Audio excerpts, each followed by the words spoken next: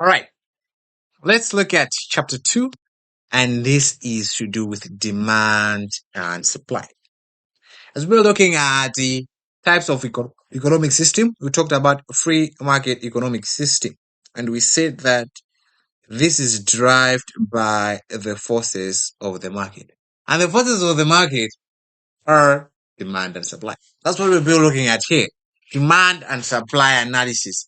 And this chapter, there's a few bit of calculation and a lot of graphs, right? So now we have now started to introduce graphs, right? As I said, that it is one of the major areas in economics, knowing how to draw a graph, sketch a graph, and interpret a graph.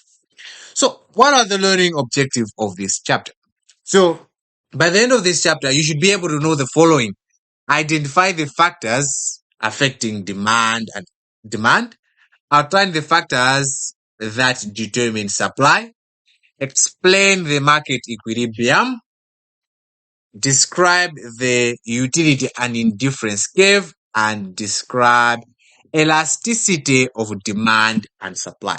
So you should be able to know those by the end of this chapter. So when you're done with the chapter, come back and take and see if you were able to know that by the end of the chapter. So let's start by looking at the price equilibrium under supply and demand. When talking about a mechanism is sort of a system. So we're talking about the pricing system, right? The pricing or the price system or sort of system, right? The price mechanism, right? So the price mechanism actually involves the use of price on the market based on the forces of market, which is supply and demand of goods and services. So this actually involves using the price on the market based on supply and demand. So in other words, the price will be detected or actually be set by the forces of supply and demand. So setting all the price is not arbitrary. What will actually set the price are the forces of supply and demand. If you set a price arbitrarily, right, in your own liking, what will happen most likely is that these forces will actually force you to actually alter the price.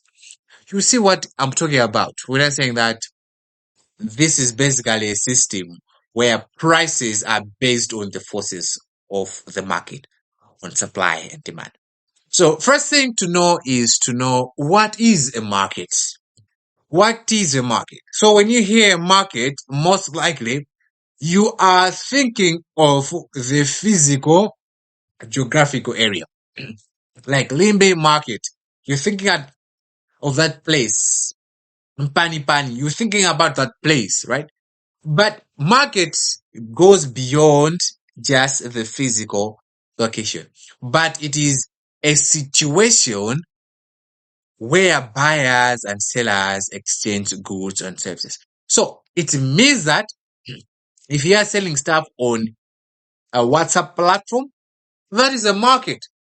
Sometimes called e-marketplace, right? You can do it on eBay if you know about eBay or Facebook, right? So definitely it's just a situation where buyers and sellers are coming together to exchange goods and services. Right. So if that place is happening, not the physical place, but the situation, what's happening, right? That means if I meet somebody somewhere and do business, what's happening there is a market, right? Right? I don't have to be in Limby for it to be a market, right? So in economics, when you're talking about market, we're talking about the situation where buyers and sellers are actually exchanging goods and service. So basically, that's what you have to know about market. Now, let's understand the theory of demand first, then we'll look at the theory of supply as the forces of the market. What determines the the price mechanism. So before we look at the theory of demand, we first have to understand these two terms: demand of goods or services and quantity demanded. In other words, demand and quantity demanded. They might seem as if they are the same, but they are different. So first, what is demand? So when we talk about a demand for a good or service, is actually the quantity which buyers are willing and are able to buy at a given price over a given period of time. So very important thing is that the buyers are willing and are able to purchase. So that's basically demand. So when you're talking about demand itself, right, in this context, it is more than the number of people that I want to buy something, but sort of what is the actual relationship between the price and the number of people. So the relationship there, right, is what we'll call demand, right? So it does not really talk about a specific number, but it's talking about the actual relationship that is happening, right, based on that relationship, right? So we're talking about what would be the demand if let's say I'm putting it at 20, right? What would be the demand if I'm putting it at 30? So basically, that relationship is what we are saying is the demand, right? Looking at the quantity which buyers are willing to buy at a given price, right, for a given period. So basically, that's what we have to know about that, right?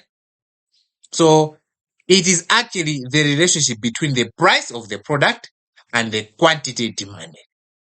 My honor. So the relationship that actually arises is what is called a demand.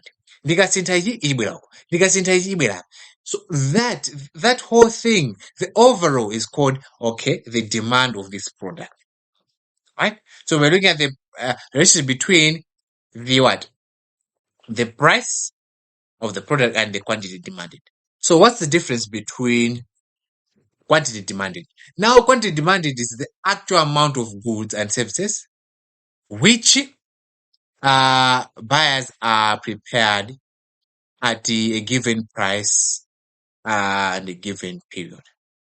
So this one is basically now the actual amount of goods, right? The actual amount of goods, right? People will pay for. It will make sense if I go to a graph. So I explain to you what's the difference between demand and quantity demanded. So as I proceed, I will actually highlight that this is what I mean by demand, right? Which is basically going to be reflected in the demand curve. And we'll also look at what is quantity demanded.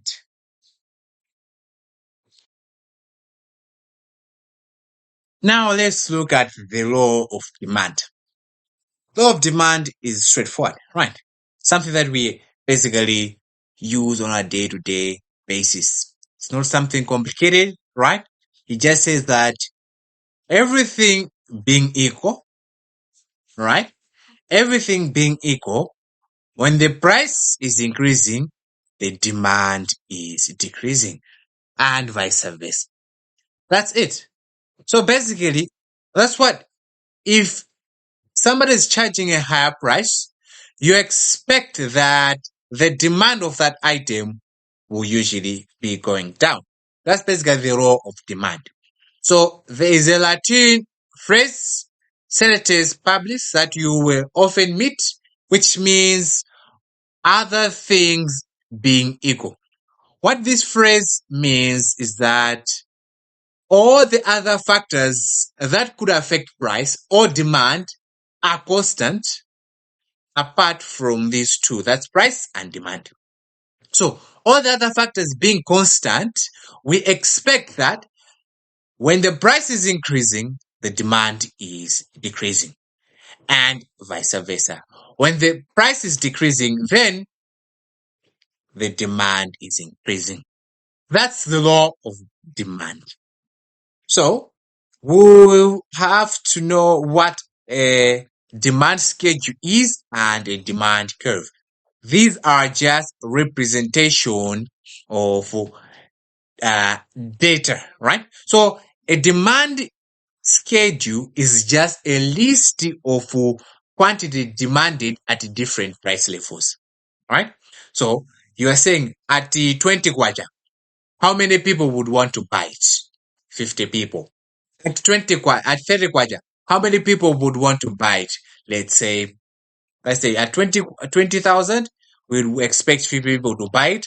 At 15,000, we expect maybe 65, 10,000, maybe at 70, right? So what we're saying is at this price point, this is the actual number of people prepared to buy. The actual number of people or demand prepared to pay for the goods as this. That's quantity demanded. This is not demand, right? But the quantity demanded. So with this demand schedule, it's just a table that shows that. An example would be this one. So you have at 40 kwacha per slice, one person is willing to pay. At 300 per slice, two people are willing. At 200, then three people are willing to pay for it. At 100 kwacha, 4, and at 50 kwacha, 5. This schedule is called, or this table is called the demand schedule. It's just a table that shows the demand, a quantity demanded, and at different price levels, right? So basically, that's it. While when you're talking about a demand curve, is just a graph, right? It's just a graph that is showing the relationship between price and quantity. In other words, we're trying to plot these figures and find a certain relationship, right? It's not usually this one. We're usually going to say curves, right? But not all the time will the graph be curvilinear, right? It can be straight, right? But in economics, a curve just means a graph. So this just means a demand graph, right? A demand graph. So if we plotted this, we would have something like this, right? So it's basically, so the demand curve will be slanting the way this one is, right? It's slanting the way this one is, right? It's slanting in the other direction, right? So basically that's it, right? So it's an inverse graph, right? When it comes to mathematics, inverse, right?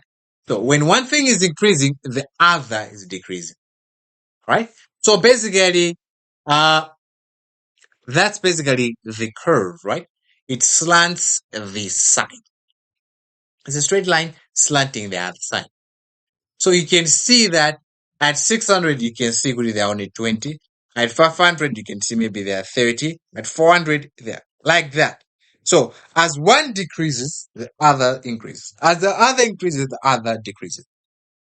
This is the demand curve. So I wanted to highlight what really was the difference between demand of a quantity and demand, quantity demanded. So when you're talking about quantity demanded, we are storing already, okay, per 400, what is demand again the branch? So you can see there are 30 people willing. So at this price point, there are 30 people, let's say the quantity that is demanded is 30, right? Not 30 people, but the quantity that is being bought, in this case, is 30 kgs that can be bought at that price. So people are willing to pay at this price only for 30 kgs, right? That's basically quantity demanded. Why? When we're talking about demand of good, is this relationship, right? Graph that's basically what the relationship. So this relationship can help us to determine, okay, nanga about 450 so you can see, okay, at that point that one could be there. So basically it's just the relationship there of price and quantity demanded. That's the demand of a quantity. While when talking about quantity demand is at that particular price point, how much will people be willing? How many people will be willing to pay, or what is the quantity that people will actually buy that price point? That's what I wanted to highlight there, right? So quantity demanded is actual quantity people are willing to buy at a certain price point. Now, the question is, why does the demand curve slope downwards from left to right? So the question is, why is this graph sloping like this? Right? Why is it sloping like this? So this can be explained using two theories, I would say, right? The first theory is to do with the income and the substitute effect.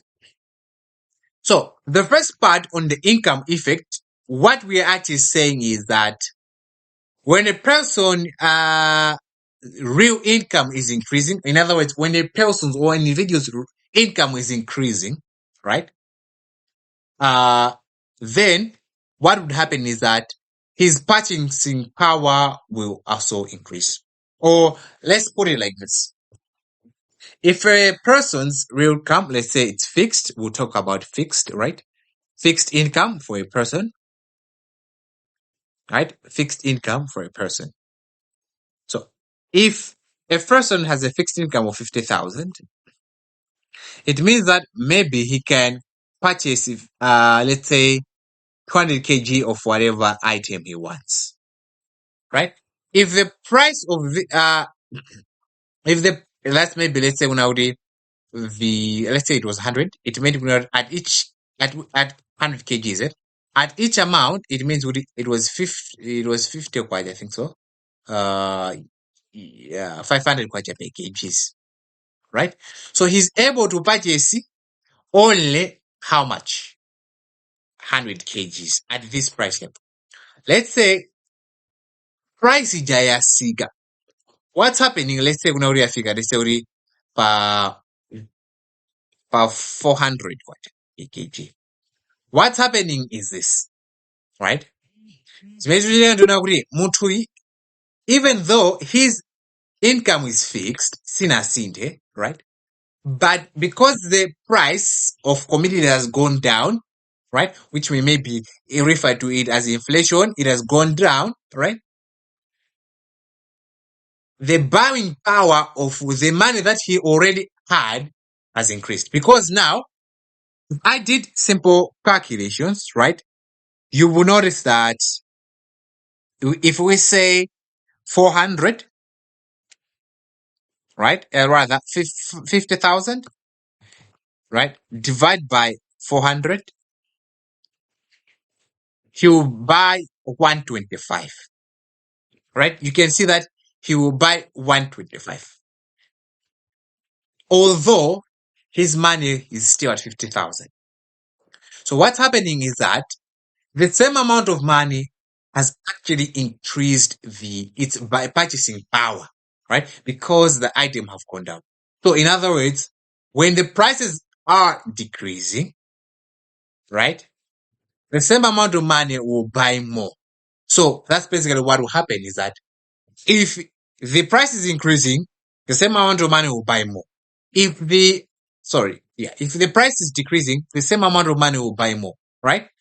Then it means that if the price is increasing, the same amount of money will buy less, right? That's the first thing that explains why when the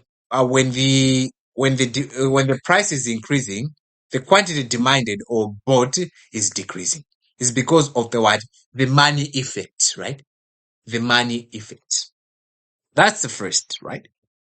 Money effect says that at the same level of money, right? At the same level of income of a consumer, right? If the price is falling, right? Then he's able to buy more of the product or service.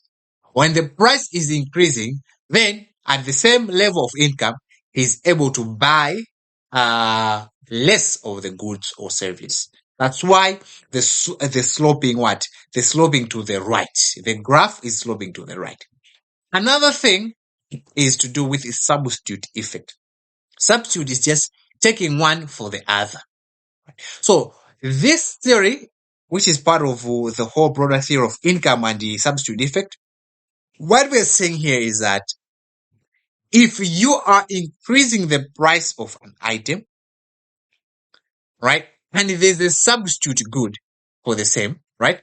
Let's say there are two brands, right, of let's say soft drink, Fanta, and let's say but Fanta and the uh whatever other drink, right, which is common, right, which was similar like Fanta. I've just forgotten the Fanta, the drink that was in a plastic bottle, which was actually common, right? So these two types of drinks are substitute. I could buy a Fanta here. I could also buy sort of a flavor Fanta also in the other brand. So what happens is that if Fanta prices go up, what will happen is that people will just switch to buying the other.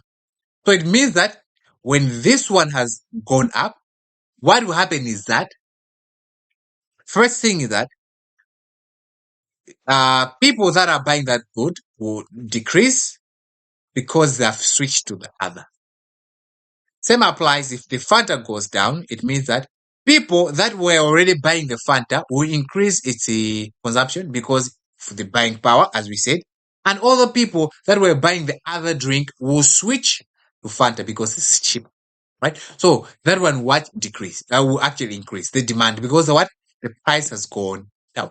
So we have the substitute effect. We're saying that whenever the price is going down, it will attract people from the substitute good to actually buy the other one as well, right? While the income, we're saying that the buying power of our income or the purchasing power increases when the price goes down.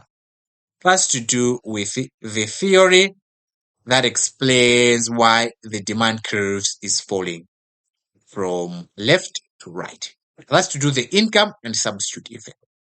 The second theory is the diminishing marginal utility.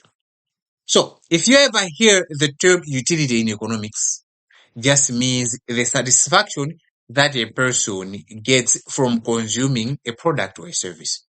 So, for example, I drink Fanta, I'll get that sense of satisfaction, the sweetness, right? It quenches my thirst and so on, right? So it depends if product or service, but you get a sense of what? Satisfaction, right? Right? I go to the bank to deposit my money, right?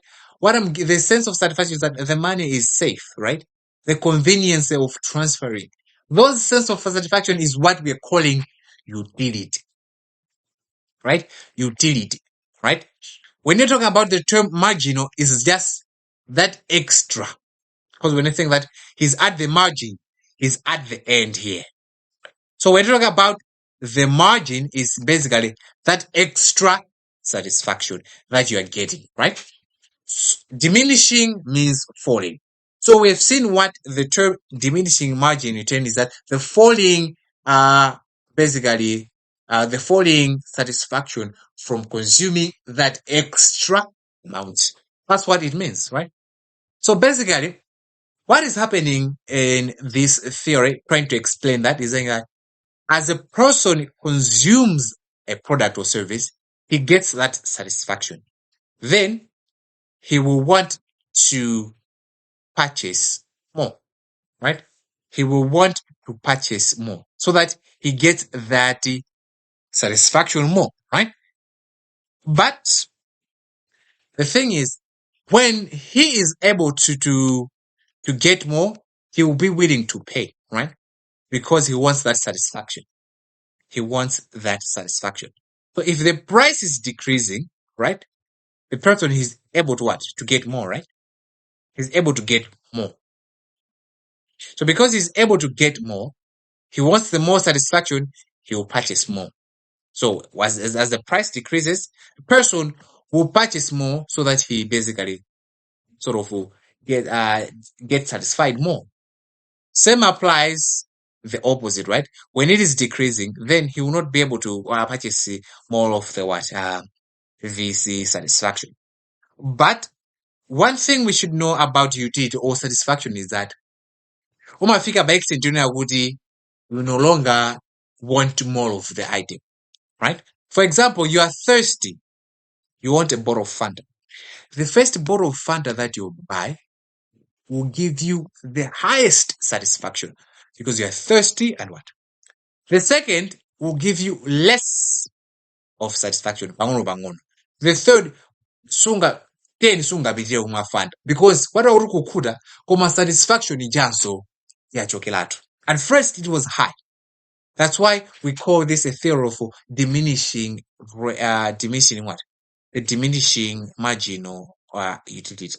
The theory just says that as a person increases, right, consumption, the utilities little by little goes down, right? Little by little goes down. But that's basically the theory. But relating to why it's sloping down is that a person will always want to get satisfied, right? So he will get more and more of the product as he can. So if the price is going down, then he will definitely get more of the product. All right. We'll meet again this term diminishing marginal utility as we proceed. So those are the two theories that explains why the slope or the curve of the demand curve actually slopes from the left to the right. So that's to do with that. So let's look at things that affect the market demand for good, right?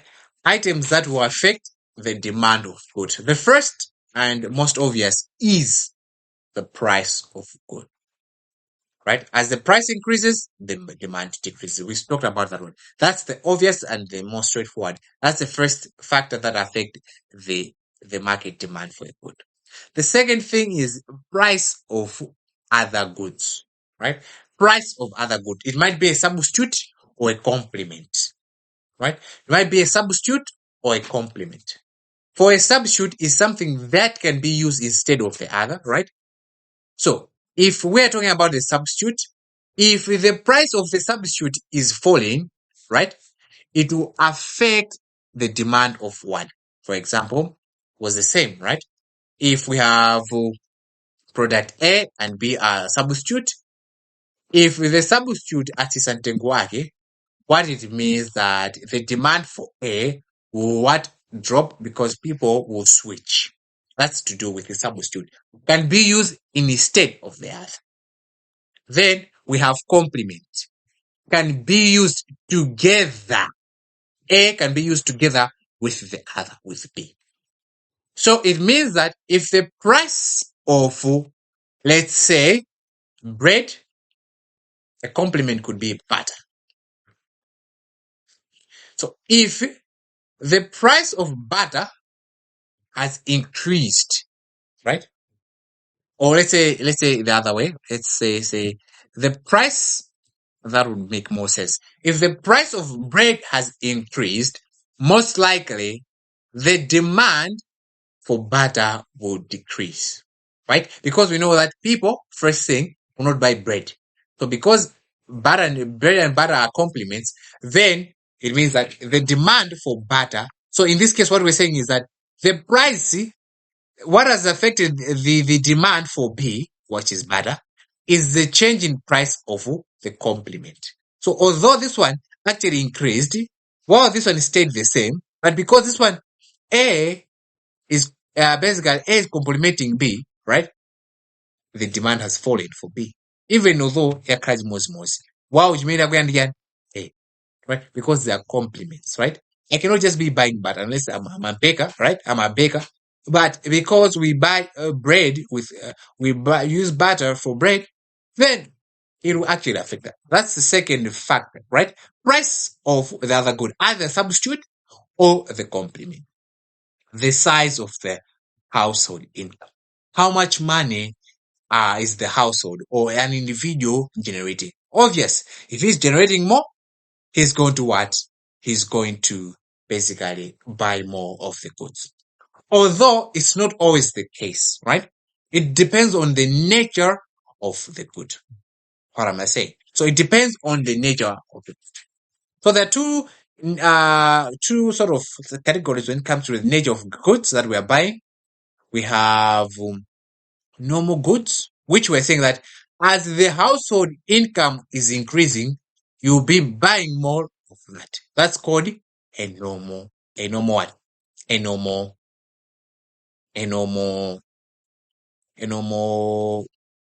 good. It's called a normal good, right? It's a good which will increase if the consumption of that good will increase if the disposable income of the household increases as well.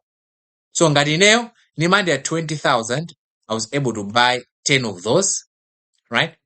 10 of those. It means ndikalandira 40,000, I would definitely buy what? 20. Ndikalandira 60,000, I would buy 30. That's basically it. That's a normal good. An example could be maybe, let's say, meat, right? If I was eating, because of my capability, I'm receiving, let's say, 150 per week, timaja nyama kamozi, right?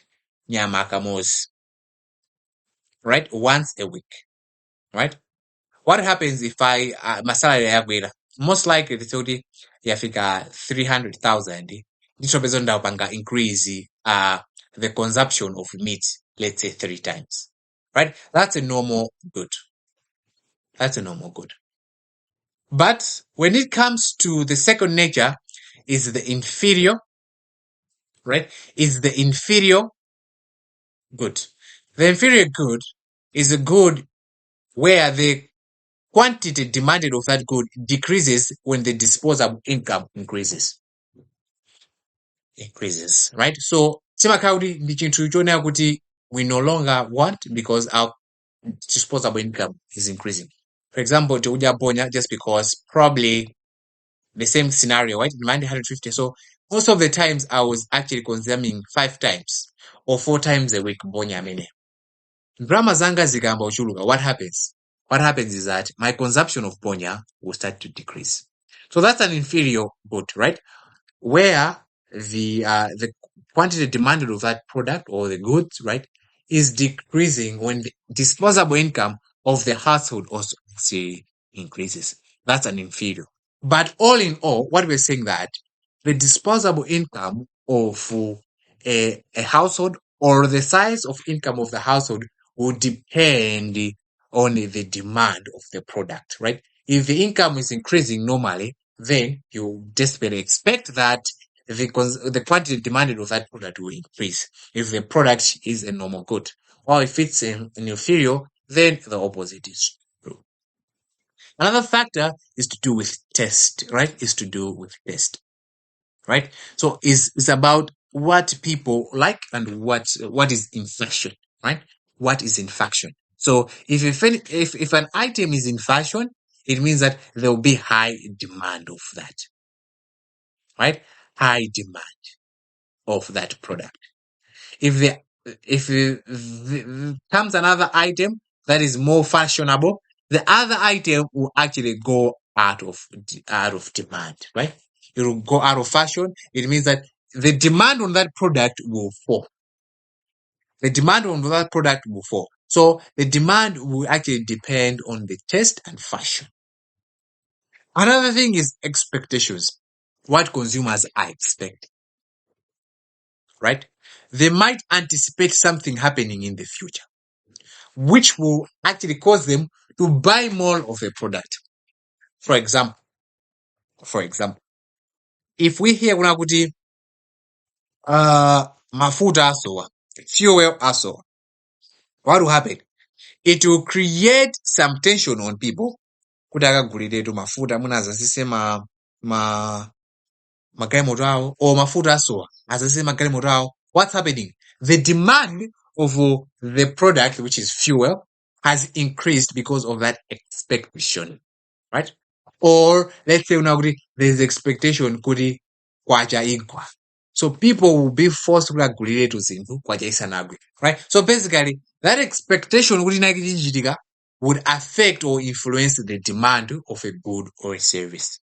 And lastly is the distribution of income. So it's all about how the income is distributed across an economy, right? So if you have a lot of rich people in that country, that means demand for luxurious item will also be high, right? So a country like, let's say Dubai maybe has a high number of rich people, right? It means that demand of luxurious items will increase. Let's say, buying expensive cars and so on. While if a country like Malawi, there is high levels, the distribution of income is that there are few rich people, but there's a lot of poor people. So you know what items will actually be in demand, right? The more important things, let's say food, right? The necessities, right? So what's affecting the demand of it is how the income is distributed. If it was evenly distributed, that means it would basically, what would be in common would be these items which are basically maybe on the middle range, right? Middle range. That's why when it comes to cars in Malawi, right, we have a lot of Timamira, Timajan, those small cars with less consumption, and Mabenzi Nojeba and those items, because a lot of people are falling within the middle and the sort of lower class, right? So they cannot afford those cars that are luxurious, consuming a lot of fuel and so on, right? So there's a lot of those type of cars, right? So the demand of such cars is high in Malawi because of how the wealth in Malawi is distributed. So that's to do with that. So this just explains everything there. And lastly, let's finish with the shifting of this demand curve. So, or the movement of this demand curve. So there are two types of movement that we will look at, right? So we know the demand curve is like this, right? There's movement along the curve. It means kwamba point inale which is giving us this, right? Now it moves to here, right? Or it moves to here. That's the first movement that we'll look at. The second movement is that it actually shifts here, kwamba inale or it shifts here, right? It shifts here. So those are the two types of what? Movements that we'll look at, right? So shifting along the curve, or actually the shift, we call it the shift, right? Either is movement along the curve, either is the shift of the demand curve, right? Like upwards or downwards. So the shifting along the demand curve will be caused by one and one thing only, is the changing in prices. So if the price is increasing, the demand is decreasing. If the price is decreasing, the demand is increasing. So that movement is caused by the change in the price, right? The change in the price. While the other movement, right, will can be caused by a number of items that we might look at, right? So we'll look at the right one, right? Like this one, you can see that it's going to the right, or left one, right? So demand curve suit like that. So when it is a rightward shift, what it actually means is that the demand is increasing. You can see what E abanga shift to this. You can see at first in Tengo they sorry in 350, right? At 350, and amuna amena amaboza gulanda to 36. At the same 350, yakwera zabizora antu gulanda to 52, right? So that's what we're saying when that shift to the right just means that the demand has increased. Also is true for leftward shift. it just means that the demand has decreased. That means if it went like this, it means that at the same price, you could see it falling at somewhere at 22. So basically, that's the second shift, right? That's the second shift. Then the question is, what would cause this shift in the demand curve, right? What would cause the shift in the demand curve? So the following are the reasons of this shift. The left one and the right one. A rise in household disposable income would shift the demand curve to the right. So it means if to ambo drama zambiri, right? The demand for that item will increase. Although ntengoli mosmos. It's in drama zambo juruka magomo. Consumption is measured ibanga increase. Although ntengoli mosmos. That's the first. The second is that the rise in price of substitute shift the demand curve to there. So if the other item that you are actually, it was a substitute, is rising, it will force people moving from what? From that item, item yanwe. Right? Because that item has increased. So it has made the item shift to the right as well. So the opposite is true. If the substitute has it decreased, it will make it go to the left. Right? A fall in the price of the complement, right? So because bread was seeker, consumption ya butter yakwera, right? That's the same thing. It will make the shift of the demand of butter to increase, even at the same price. Same applies when there's a change in taste towards the product, then the shift of that the product will actually increase. Unexpected rise in the price of the product will actually force the demand curve to also shift, right? Those expectations, you're expecting to shift. So people would want to buy in advance before the rise hits.